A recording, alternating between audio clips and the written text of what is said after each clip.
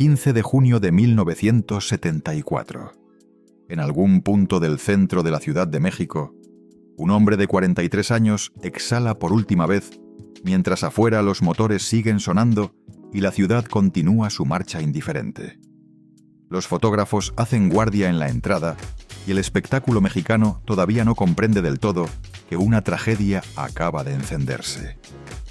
Adentro muere Rubén Cepeda Novelo, cantante, locutor, esposo de María Victoria, un hombre que conocía mejor que nadie el peso invisible que cargaba esa mujer. Pero esta no es solo la historia de una viuda célebre, ni de una mujer que perdió al único hombre en quien confió de verdad. Esta es la historia de cómo detrás de la cintura más famosa de México ya se estaba pudriendo una prisión que nadie quería nombrar. Una prisión sin barrotes visibles, construida de tela, disciplina y miedo antiguo. Porque aquella muerte no fue el final de nada, fue el inicio. El inicio de una verdad que durante décadas quedó escondida detrás de lentejuelas, contratos, silencios cómplices y vestidos imposibles que el país entero aplaudía sin entender lo que costaban. Hoy vas a descubrir 3 cosas. Primero, cómo una niña que apenas estudió el primer año de primaria y empezó a trabajar por 3 pesos, convirtió el miedo al hambre en una obsesión tan feroz que terminó usando su propio cuerpo como herramienta de supervivencia, como escudo y como trampa al mismo tiempo. Segundo, cómo la mujer más deseada del cine, del teatro de revista y de la televisión mexicana quedó atrapada en una época donde una estrella femenina podía ser admirada en público y tratada como trofeo en privado, donde la belleza era moneda y también condena.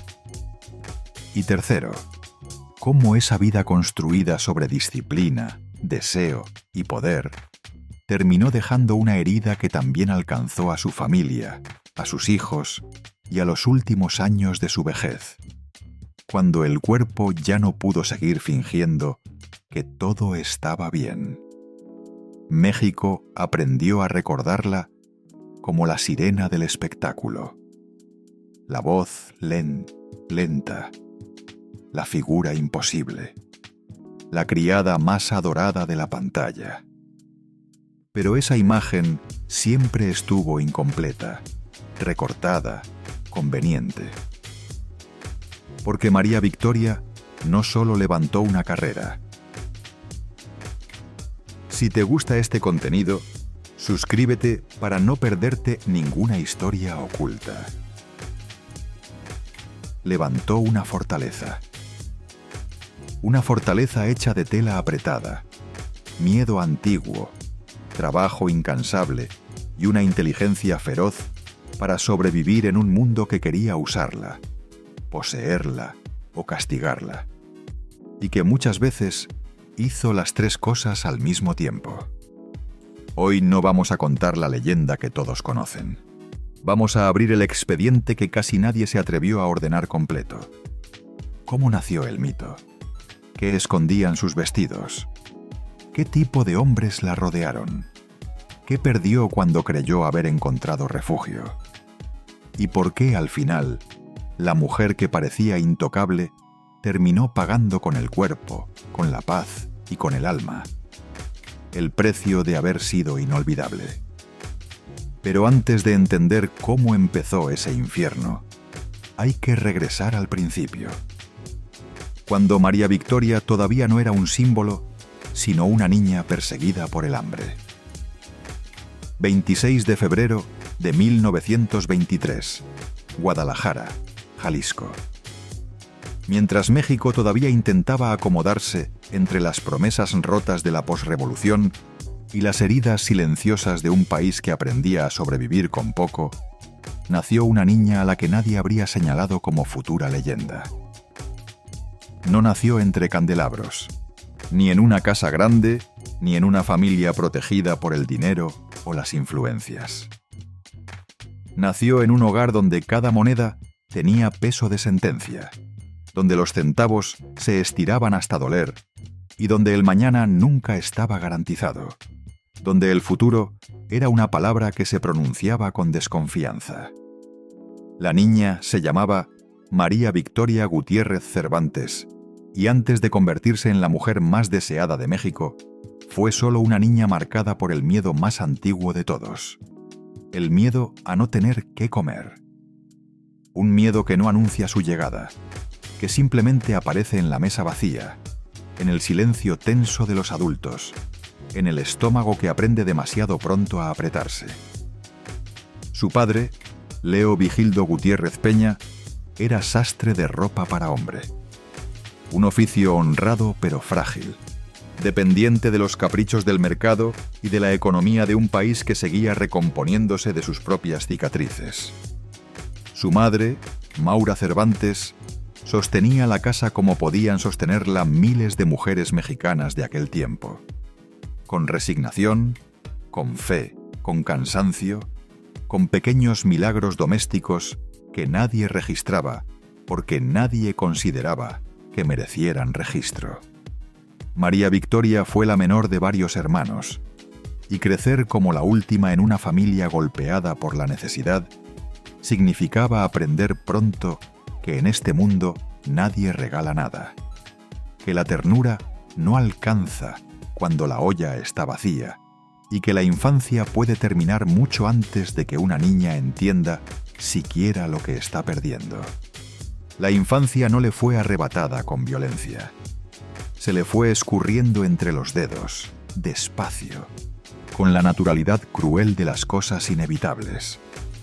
La pobreza no fue una etapa pasajera en su vida. Fue el molde que la formó por dentro. Fue la primera arquitecta de su carácter, antes que los escenarios, antes que los vestidos, antes que los aplausos.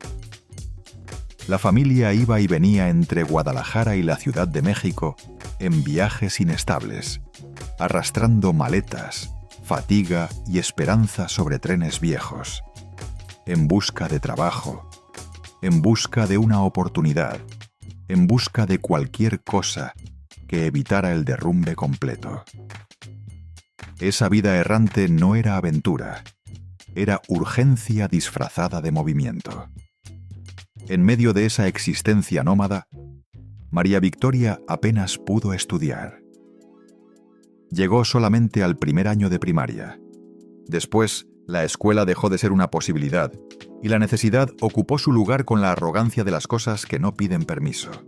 A los 9 años ya estaba trabajando. Mientras otras niñas apenas empezaban a entender el mundo, ella ya estaba subiéndose a escenarios humildes, empujada por el ambiente artístico de sus tías y hermanas, vinculadas a la opereta y la zarzuela. No entró al espectáculo por vanidad ni por sueño romántico, ni porque alguien le dijera que tenía un talento especial que merecía ser visto. Entró porque la vida la empujó. Porque en ciertos hogares el talento no es un lujo, sino la única salida posible. Y por ese esfuerzo infantil recibió 3 pesos, solo 3. 3 pesos que para muchos no significaban nada, pero que para aquella niña eran la diferencia entre cenar o no cenar, entre resistir o volver a sentir el vacío del hambre apretándose contra las costillas. Guarda esa cifra en la memoria. 3 pesos. Porque ahí empezó todo. No en los reflectores, no en los vestidos ceñidos, no en la fama. Empezó en esa cantidad mínima, casi humillante, que sin embargo se convirtió en una marca imborrable grabada a fuego en su memoria y en su manera de ver el mundo. Desde entonces, María Victoria entendió que la pobreza no solo destruye el presente, también se instala en la mente como una amenaza permanente, como una voz baja que nunca termina de callarse. Y ahí hay personas que pasan el resto de su vida huyendo de ella. Aunque ya sean millonarias, aunque el miedo ya no tenga ningún fundamento racional. El miedo formado en la infancia no atiende a razones. Por eso, cuando en 1949 llegó el gran giro en el Teatro Margo, María Victoria no subió simplemente a un escenario. Subió a su primera fortaleza. Bajo el impulso de Félix Cervantes, aquel teatro se convirtió en el centro de una explosión que parecía imparable. Una de esas raras confluencias entre el momento exacto, el lugar exacto y la persona exacta. Día tras día, durante 8 años, el lugar se llenó. 8 años de lleno total. 8 años viendo cómo aquella muchacha que venía de la escasez se transformaba en un fenómeno nacional que el país consumía con una sed que no parecía tener fondo. Y sin embargo, mientras el público aplaudía a la vampiresa, mientras la prensa celebraba a la Sirena de México, muy pocos entendían la contradicción que ya se estaba gestando dentro de ella. Porque la mujer que incendiaba cabarets con una sensualidad casi insolente no era, en el fondo, la misma mujer que regresaba a casa.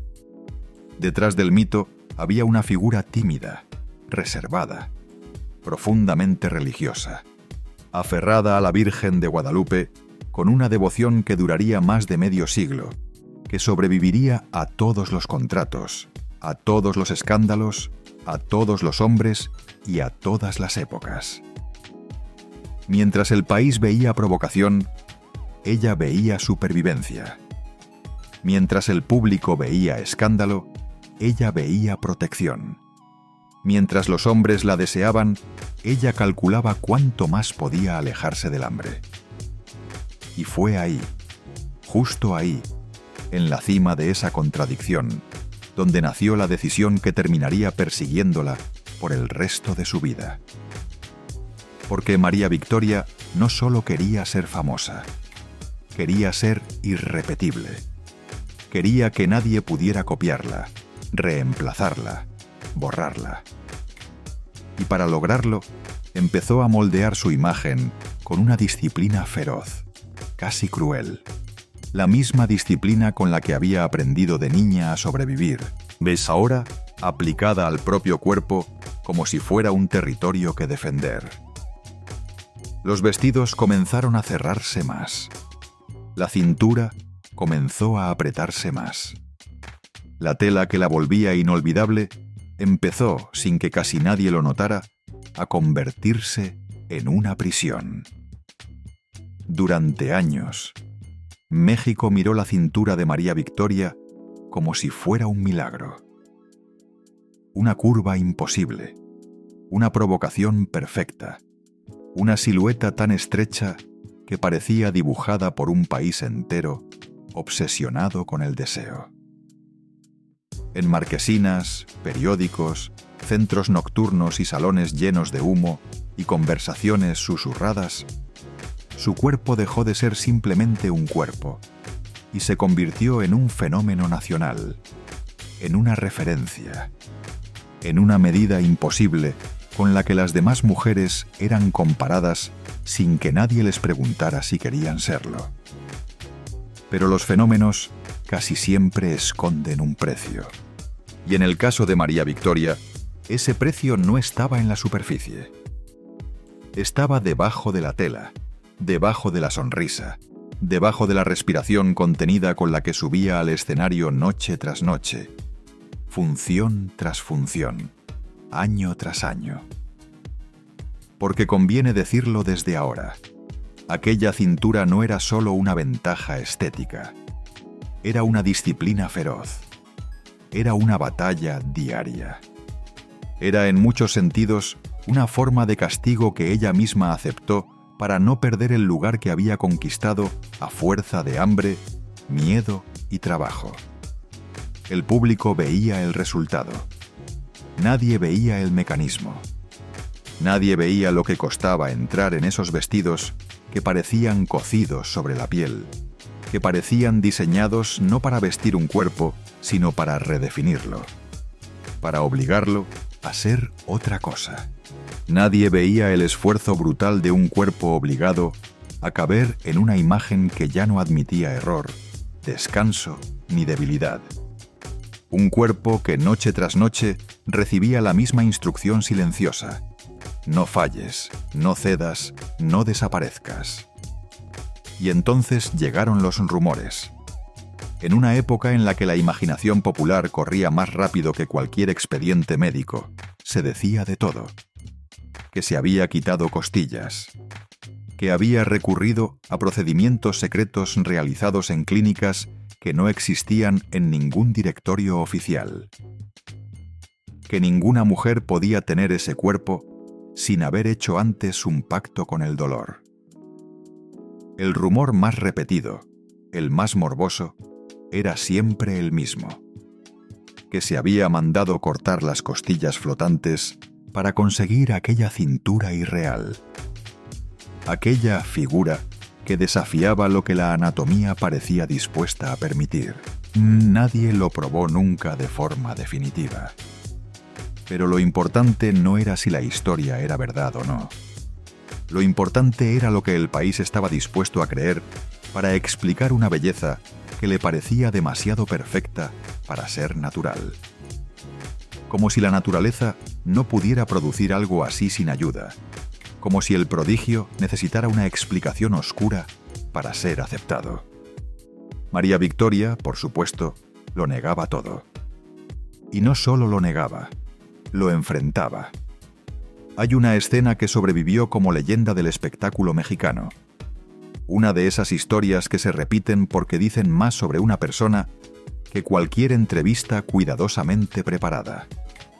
Una noche, entre bambalinas, alguien le comentó que una vendedora de dulces aseguraba que ella usaba faja, rellenos, trucos, cualquier artificio imaginable para construir esa silueta que el público adoraba. María Victoria no lo dejó pasar. Pidió que llevaran a Sana, a aquella mujer, al camerino antes de salir al escenario.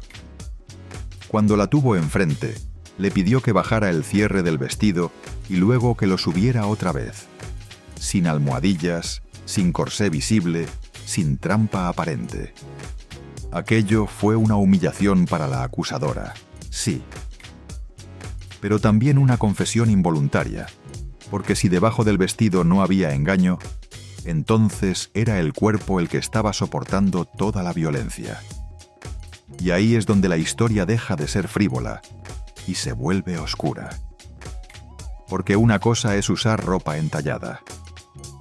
Otra muy distinta es vivir durante décadas comprimida dentro de prendas diseñadas para inmovilizar la carne y convertir la anatomía en una escultura. El aire entra peor. El pecho no se expande igual. La espalda compensa. El abdomen se tensa. La circulación se resiente.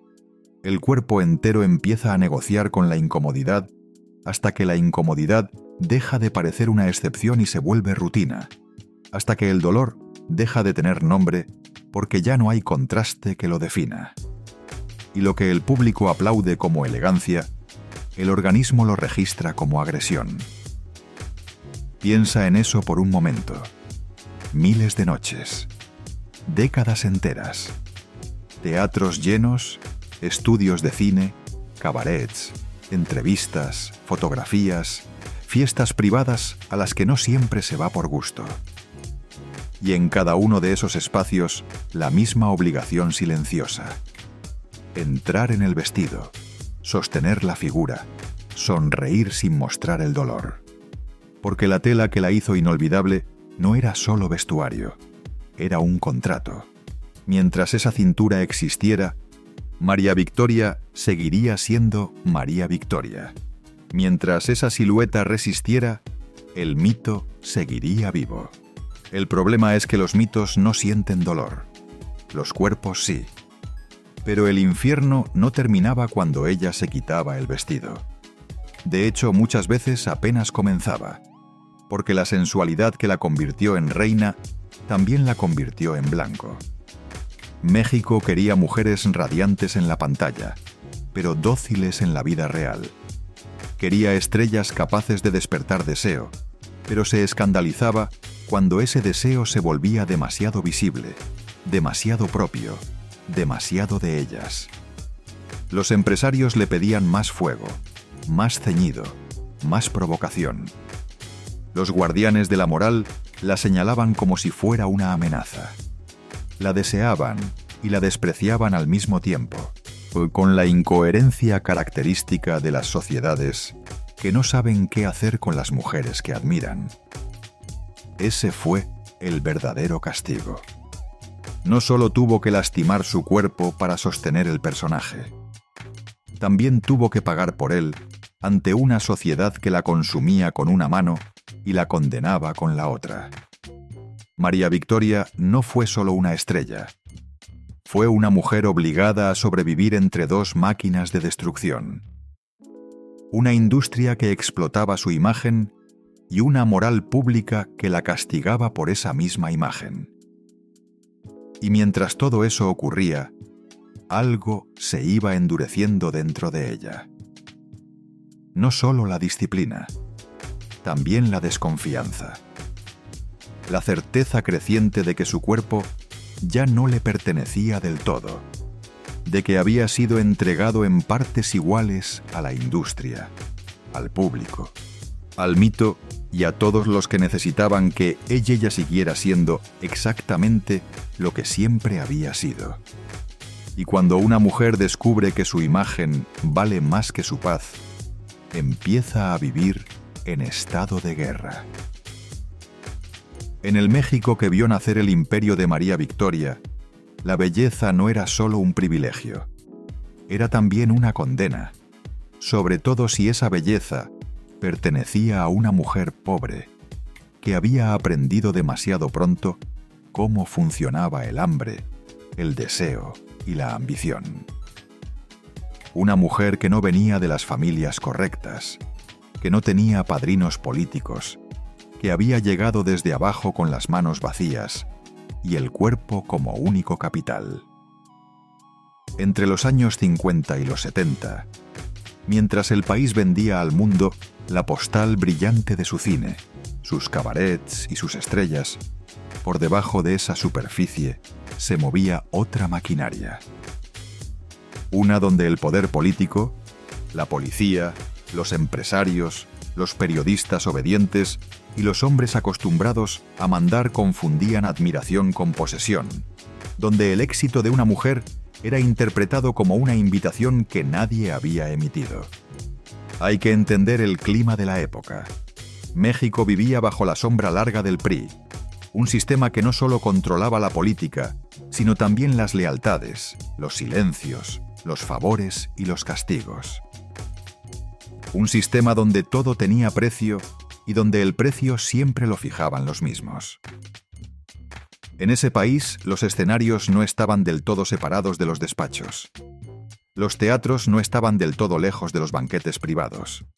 Los camerinos no quedaban tan lejos de las oficinas donde se decidía quién subía, quién desaparecía y quién era obligado a sonreír, aunque por dentro estuviera temblando. La fama femenina en ese ecosistema podía abrir puertas, pero también podía convertir a una mujer en un trofeo de lujo, en una pieza de exhibición para hombres que necesitaban demostrar que nada estaba fuera de su alcance. Y María Victoria, con aquella cintura imposible, con aquella voz lenta, con aquella forma de caminar que parecía convertir el aire en terciopelo, estaba demasiado visible para no entrar en el radar de ese mundo. Lo que la prensa llamaba glamour, muchos hombres con poder lo interpretaban como disponibilidad. Lo que el público aplaudía como encanto, ellos lo traducían en derecho. Porque así funcionaba aquella lógica enferma. Si una mujer era admirada por todos, entonces algunos creían que debían apropiársela para confirmar su dominio. No importaba si ella sonreía por cortesía, por disciplina o por supervivencia. En ese universo, la voluntad de una mujer valía menos que el capricho de un hombre bien conectado. Por eso su historia empezó a rozarse una y otra vez con hombres oscuros. figuras que representaban la parte más putrefacta del poder mexicano. Entre esos nombres, uno aparecía como una sombra especialmente inquietante.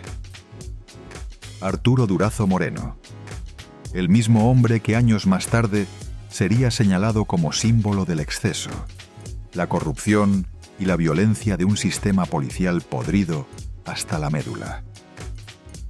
Un personaje de esos que no necesitaban levantar la voz para inspirar miedo.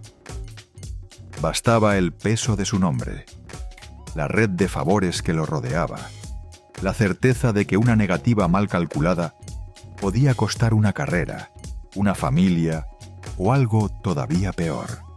Nadie puede afirmar con ligereza todo lo que ocurrió realmente en esos pasillos donde se cruzaban artistas, de políticos y mandos de seguridad, en esos espacios que no aparecen en ninguna crónica oficial, porque nadie tenía interés en que aparecieran.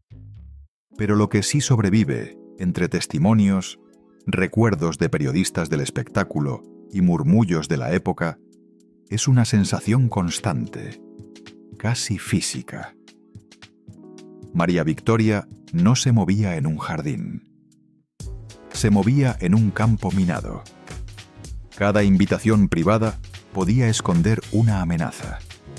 Cada elogio podía ser una advertencia disfrazada de halago. Cada cena elegante podía convertirse en una prueba de obediencia donde la única respuesta aceptable era la sumisión. Y cuando una mujer sabe que no está sentándose a la mesa como invitada, sino como adorno, empieza a desarrollar una inteligencia distinta. Más fría, más rápida, más desconfiada. Una inteligencia que no se aprende en libros, sino en situaciones límite. Ahí es donde aparece una de las versiones más fascinantes y más inquietantes sobre la manera en que logro sobrevivir. Durante años circularon historias sobre una especie de alianza silenciosa entre grandes mujeres del espectáculo. No brujas en el sentido folclórico. Brujas en el sentido que más temían los hombres poderosos. Mujeres que escuchaban, recordaban, archivaban, observaban. Mujeres que entendieron que en un mundo gobernado por depredadores, la memoria podía ser más útil que la inocencia y la información más poderosa que cualquier contrato. María Victoria habría sido una de esas figuras capaces de guardar secretos, detectar trampas y devolver el golpe antes de ser arrinconada. Se decía que cuando algún periodista o algún operador del poder preparaba una nota para ensuciarla, presionarla o disciplinarla, pues ella no reaccionaba con escándalo. Reaccionaba con una calma mucho más peligrosa.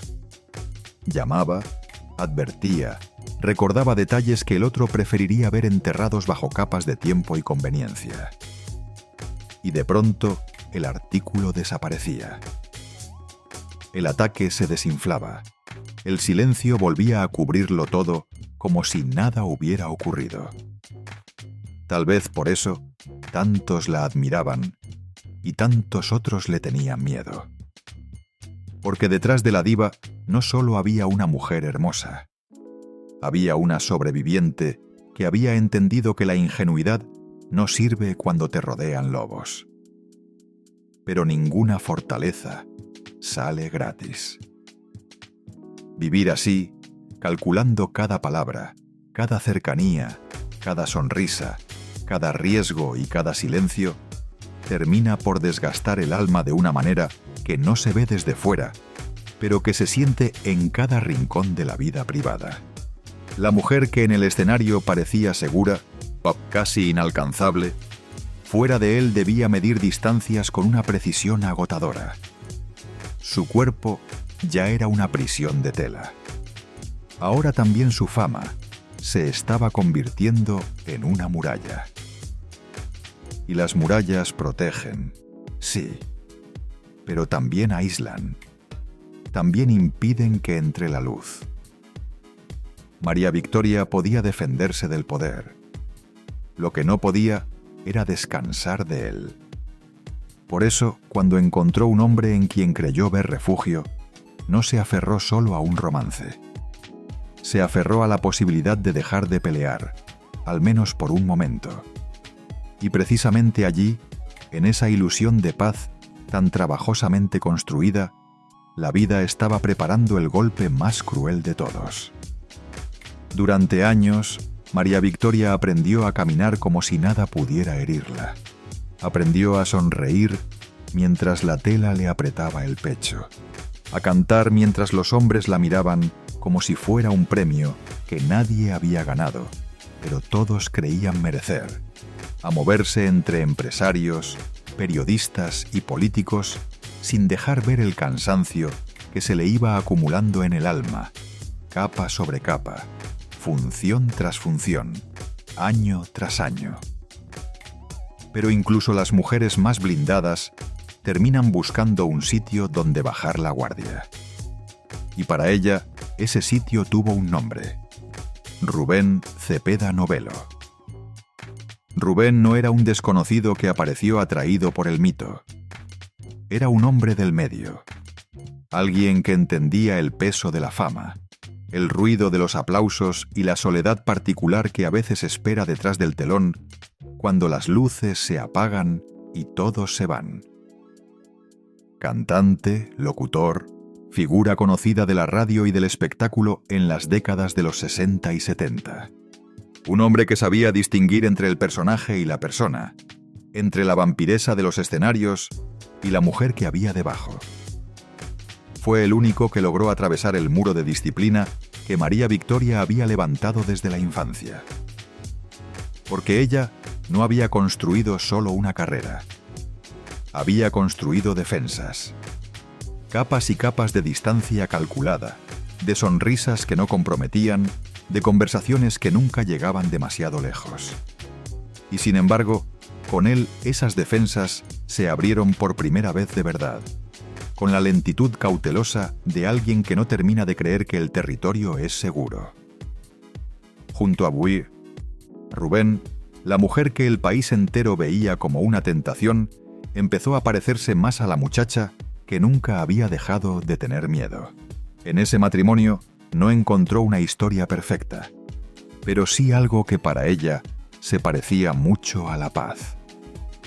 Un hogar, una rutina, una mesa donde por un momento no era la sirena de México ni la vampiresa de los escenarios, sino una esposa y una madre intentando sostener algo limpio en medio de un mundo sucio. De esa unión nacieron sus hijos. Y durante un tiempo María Victoria se permitió creer que el amor podía hacer lo que la fama nunca había conseguido: darle descanso. Pero incluso dentro de ese refugio había una grieta. La grieta de siempre: el dinero. No porque faltara, sino porque en la mente de María Victoria nunca alcanzaba del todo. La niña que había trabajado por 3 pesos seguía viva dentro de la estrella que llenaba teatros. Seguía susurrándole por las noches que nada era suficiente, que un contrato menos podía ser el comienzo del derrumbe, que dejar de trabajar era la forma más rápida de regresar a la miseria. Era una voz que no tenía en cuenta los saldos bancarios, ni los títulos firmados, ni las portadas de revistas. Era una voz que hablaba desde un lugar anterior a todo eso. Por eso aceptaba presentaciones, películas, compromisos, giras, eventos. Por eso no se detenía. Rubén lo veía, lo sufría, y según los recuerdos que sobrevivieron, llegó a preguntarle con desesperación hasta cuándo iba a seguir trabajando, como si el mundo se fuera a acabar mañana. No era una pregunta nacida del capricho ni de los celos. Era la pregunta de un hombre que estaba viendo cómo la mujer que amaba se consumía poco a poco dentro del personaje que la había hecho famosa, que ya no sabía dónde terminaba María Victoria y dónde empezaba el mito. Jean Rubén entendía lo que ella no podía admitir: que había una diferencia entre trabajar para vivir y vivir para no dejar de trabajar. Pero María Victoria no sabía bajar la velocidad. No después de lo que había pasado en su infancia. No después de haber aprendido que el hambre siempre espera una distracción para volver. Y entonces llegó el golpe que partió su vida en dos. 15 de junio de 1974, Ciudad de México. Rubén Cepeda Novelo. Muere de manera repentina a los 43 años. Tenía la edad exacta en la que muchos hombres apenas están empezando a entender su vida, a acomodarse en ella, a encontrarle el ritmo. Pero la suya terminó ahí, de golpe, sin aviso, dejando detrás una viuda todavía joven, 3 hijos y una casa atravesada por el silencio más denso de todos, el silencio de lo interrumpido. Hay muertes que no solo se llevan a una persona, también se llevan una época. Y la muerte de Rubén se llevó la última versión inocente de María Victoria, la que todavía creía que era posible construir algo duradero fuera del escenario, la que todavía se permitía descansar. A partir de ese día, algo se cerró para siempre dentro de ella. El funeral no solo despidió a su esposo, también enterró su posibilidad de volver a confiar del todo. La mujer que había sido deseada por medio país decidió no volver a entregar el corazón. No por orgullo, ni por frialdad, ni por cálculo frío. Lo hizo porque entendió que el único refugio real que había conocido acababa de venirse abajo. Y cuando una mujer ha vivido rodeada de depredadores, perder al único hombre que le ofrecía descanso no se parece a la tristeza. Se parece al desamparo absoluto, a quedarse de nuevo a la intemperie después de haber olvidado cómo se sobrevive en ella. Desde entonces, su vida íntima quedó en ruinas silenciosas. La fe se volvió más fuerte, el trabajo se volvió más feroz, la disciplina se volvió casi religiosa, como si el movimiento constante pudiera impedir que el dolor encontrara dónde instalarse. María Victoria transformó el duelo en productividad, el vacío en contratos, la ausencia en rutina. Siguió adelante, sí, como siempre, pero ya no era avance, era resistencia. Cada aplauso después de 1974 tuvo un eco distinto. Ya no sonaba a triunfo, sonaba a obligación. Y mientras el país seguía viendo a una mujer firme, elegante, intacta, dentro de su casa empezaba a crecer otra tragedia, una más lenta, más callada y quizá más cruel. Porque el dolor que no se llora termina filtrándose en todo. En los hijos, en la sangre, en la siguiente generación. El dolor no siempre se hereda en forma de pobreza. A veces se hereda en forma de silencio. A veces entra en una casa vestido de lujo, de apellido famoso, de puertas abiertas, de privilegios que desde fuera parecen suficientes para proteger a cualquiera. Y aún así, destruye. Porque eso fue lo que ocurrió en la vida íntima de María Victoria. Después de 1974, ella había vencido al hambre. Había escapado de la humillación de la infancia. Había convertido 3 pesos en una fortuna, los escenarios en un reino y los vestidos en una armadura. Pero hay victorias tan costosas que terminan dejando a los hijos pagando una deuda que nunca contrajeron. Y la suya fue una de ellas. Tras la muerte de Rubén Cepeda Novelo, la casa no quedó en silencio solo por la ausencia de un hombre. Quedó herida. María Victoria siguió adelante como sabía hacerlo. Trabajando más, aceptando compromisos, llenando teatros, grabando, sosteniendo una imagen que ya no era solamente un personaje público, sino una obligación moral. Había hijos que sacar adelante, una reputación que defender y una promesa íntima que no estaba dispuesta a romper. No volver a depender de nadie, no volver a caerse, no volver a sentir el terror de quedarse sin nada. El problema es que esa promesa la volvió todavía más dura con ella misma, y sin quererlo, más lejana para los suyos. Sus hijos crecieron rodeados de aplausos, camerinos, maquillistas, luces, fotógrafos y productores corriendo de un lado a otro. Desde fuera, cualquiera habría dicho que eran niños privilegiados, hijos de una estrella, hijos de una leyenda, hijos de una mujer capaz de abrir puertas que para otros permanecerían cerradas toda la vida. Pero la infancia no se mide por el brillo del apellido ni por el tamaño de la casa. Se mide por la paz.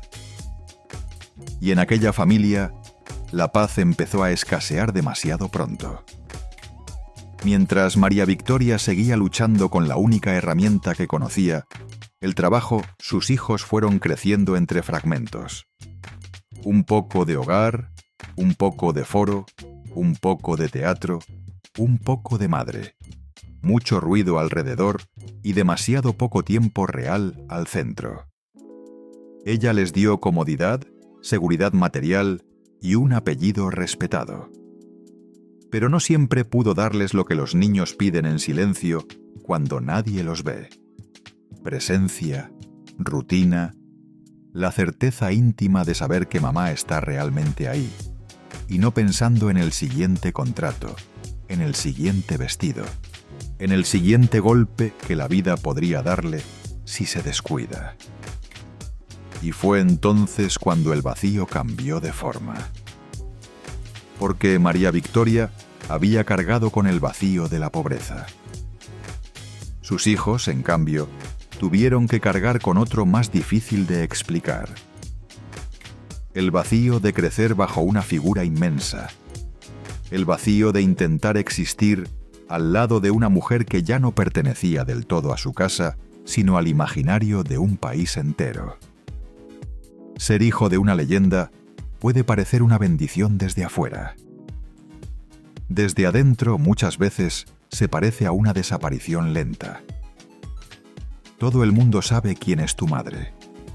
Nadie se detiene a preguntar quién eres tú. Y ese peso puede ser, con el tiempo, más insoportable que cualquier forma de escasez material. Ese peso cayó de manera especialmente cruel sobre Alejandro. Según versiones que circularon durante años y comentarios dispersos entre rumores del medio y frases dichas a medias, la desorientación no tardó en convertirse en problema. No fue de un día para otro, nunca lo es. Primero llega la sensación de no encajar, después el impulso de romper algo, aunque sea uno mismo. Luego, la necesidad de llenar el hueco con cualquier cosa disponible, sin importar el precio. Malas decisiones, compañías peligrosas, escándalos, sombras legales. Un camino cada vez más difícil de enderezar y cada vez más costoso de ignorar. Alejandro no estaba viviendo solo bajo el peso de su nombre. Estaba tratando de respirar bajo una montaña. Y María Victoria, que había sido capaz de enfrentar al hambre, a la censura, a los hombres poderosos y a la viudez, descubrió que existía una batalla para la que no estaba preparada. La de ver a un hijo hundirse sin saber cómo rescatarlo del todo. Porque una madre puede mover influencias, pedir favores, llamar a la persona correcta, cerrar una puerta antes de que el escándalo estalle. Pero no puede meterse dentro del alma de un hijo y arrancarle el dolor con las manos. Con los años comenzaron a filtrarse alusiones inquietantes. Comentarios del medio, referencias a problemas serios, situaciones en las que María Victoria habría tenido que recurrir a contactos y peso específico para evitar que el derrumbe fuera mayor, para mantener a raya una historia que amenazaba con salirse de control. Ese fue el lado más cruel de su historia. La mujer que había aprendido a defenderse del poder, ahora tenía que usar ese mismo poder para intentar salvar lo que más amaba. Y así se cerró el círculo más amargo de todos. La niña que trabajó por 3 pesos para salvarse del hambre bajo el hambre, construyó una vida entera para que sus hijos no conocieran esa miseria. Lo consiguió. Pero no pudo impedir que conocieran otra, la de crecer alrededor de una madre convertida en monumento, la de vivir a la sombra de algo demasiado grande para ser abrazado. Esa fue la verdadera maldición. No que la fama destruyera a María Victoria, sino que poco a poco empezara a desgastar también todo lo que ella quería proteger. El cuerpo humano nunca olvida. Puede callar durante años. Puede disfrazar el dolor con maquillaje, con luces, con aplausos, con fotografías cuidadosamente elegidas. Puede incluso engañar al público, hacerle creer que todo sigue intacto, que la leyenda permanece invencible, que la mujer que incendió escenarios y detuvo relojes con una sola mirada sigue siendo la misma de siempre. Pero llega un momento en que la carne deja de obedecer al mito. Y para María Victoria, ese momento no llegó de golpe. Llegó lentamente, como llegan las tragedias más crueles, sin fanfarrias, sin música, sin aviso. Con la misma discreción con la que el tiempo trabaja, que es la más implacable de todas. Durante décadas, su cuerpo había sido tratado como una obra de ingeniería imposible. La cintura apretada, el pecho contenido, la respiración disciplinada, la postura siempre firme, el vestido siempre exacto, el personaje siempre por encima del agotamiento. Y aunque el país entero veía glamour, lo que en realidad se iba acumulando era desgaste.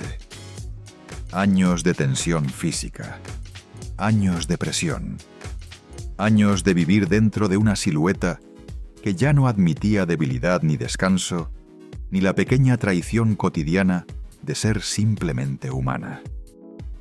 El precio de aquella perfección no apareció en una sola noche. Se fue escribiendo poco a poco, como una deuda silenciosa que tarde o temprano tendría que cobrarse, con intereses. Hacia los últimos años de su vejez, esa factura empezó a llegar con toda su brutalidad. El movimiento se volvió incierto. El equilibrio dejó de ser una certeza que podía darse por descontada. Los dolores comenzaron a instalarse no como episodios, sino como compañía permanente, como inquilinos que nadie había invitado, pero que tampoco se iban. Y entonces, a finales de 2021, ocurrió el golpe que terminó por quebrar lo que quedaba de aquella antigua fortaleza. Una caída en casa. Una caída que para cualquier persona mayor ya habría sido grave, pero que en ella actuó como una explosión tardía, como si el cuerpo entero hubiera estado esperando ese impacto para rendirse por completo, para dar finalmente por saldada una deuda que llevaba décadas acumulándose. Después vino lo que casi nunca se cuenta con la seriedad que merece. La cama, la inmovilidad, las semanas convertidas en corredores blancos, en tratamientos, en recuperación incierta, en un miedo constante a que cualquier complicación se llevara lo que aún quedaba en pie. Para una mujer que había sido símbolo de movimiento, de gracia, de dominio escénico, depender de otros hasta para incorporarse era algo más que una limitación física. Era una humillación íntima. Una de esas derrotas que nadie ve en pantalla, pero que destruyen por dentro, en silencio, sin testigos. Como si eso no bastara, el vértigo empezó a robarle lo más básico: la relación con el espacio, la confianza en el piso, la seguridad de que el mundo seguiría quieto bajo sus pies. Y cuando una mujer pierde eso, pierde también una parte invisible de su dignidad cotidiana. Ya no se trata solo de caminar. Se trata de dejar de sentirse dueña del propio cuerpo, de descubrir que la prisión ya no son los vestidos, sino los huesos, la edad, el mareo, la debilidad, el tiempo que no negocia ni perdona. La pandemia terminó de hundir lo que quedaba de su resistencia emocional, encerrada, lejos del bullicio de la familia, separada de los abrazos, de la mesa compartida, de los domingos que alguna vez pudieron parecer normales. Fue entonces cuando el dolor dejó de ser solo físico. Se volvió tristeza pura. Una tristeza tan espesa que parecía enfermar el aire, que no dejaba espacio para ninguna otra cosa. María Victoria, la mujer que había sobrevivido a la pobreza, al deseo de los hombres, a la muerte de su esposo y a la devastación íntima de su hogar, empezó a ceder ante algo más simple y más devastador que todo lo anterior: la soledad. Y la imagen final de esa caída fue insoportable. En 2022, durante una aparición pública en la Basílica de Guadalupe, ya no estaba la mujer que entraba a un recinto y lo dominaba con la sola presencia de su cintura imposible. Ya no estaba la vampiresa. Ya no estaba la sirena. Lo que el público vio fue a una anciana en silla de ruedas, reducida, frágil, casi desvanecida dentro de sí misma, como si la vida hubiese ido apagando una lámpara poco a poco hasta dejar apenas un resplandor tenue, casi invisible. Ese fue el final verdadero de una era. No cuando dejaron de sonar sus canciones, no cuando la industria envejeció, no cuando los periódicos dejaron de perseguirla. El final llegó cuando el cuerpo que había sostenido el mito durante tantos años ya no pudo seguir cargándolo. Y entonces quedó a la vista la verdad más cruel de todas: que los vestidos que la hicieron inolvidable no solo moldearon una leyenda, también prepararon, puntada por puntada, la forma de su derrumbe. En 2025, cuando la mayoría pensaba que ya no quedaba nada nuevo por descubrir sobre María Victoria, apareció una verdad pequeña en apariencia, pero devastadora en su significado. Durante décadas, los periódicos, las enciclopedias del espectáculo y hasta los homenajes oficiales repitieron fechas distintas sobre su nacimiento. Unos decían 1927, otros insistían en 1933. La confusión parecía una anécdota más del mundo del entretenimiento, una rareza menor en la biografía de una figura pública. Pero no lo era, porque cuando su propia familia dejó entrever que la fecha real era 1923, lo que cayó no fue solo una cifra equivocada. Cayó una de las últimas máscaras que la habían protegido toda la vida. De pronto, la nación entendió algo que había preferido no mirar. La mujer diminuta, frágil, silenciosa, sentada en silla de ruedas, no era solamente una vieja gloria del cine y la canción. Era una sobreviviente de más de un siglo.